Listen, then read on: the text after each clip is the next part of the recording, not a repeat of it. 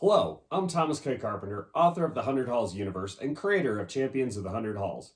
In today's video, I'm going to go over one of the player decks, Moriganne Charmer.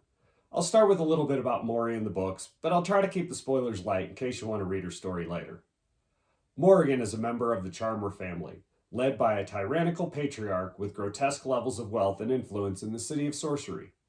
Mori has failed her father by not getting into one of the more elite halls. Instead, she's a member of Stone Singers, where she uncovers horrible truths about her family.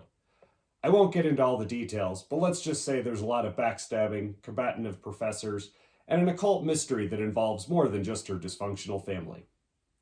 For Champions of the 100 Halls, I will assume you have a rudimentary understanding of how the game is played.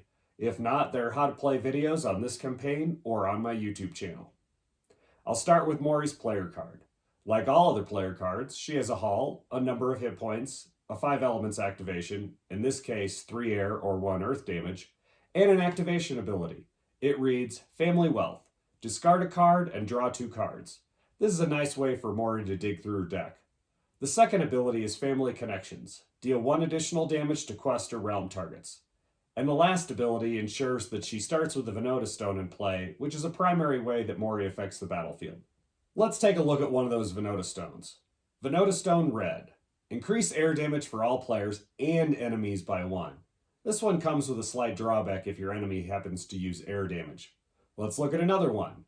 Venota Stone Purple. If you draw a single card, draw 1 more card. This affects the end of turn drawing and other ways of drawing cards. Finally, let's look at Windburst. Deal X air damage to 3 targets, where X is equal to the number of Venota Stones.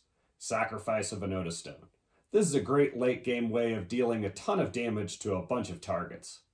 I hope that gives you an idea of what Mori, the character in the books, and as a player in the game is like.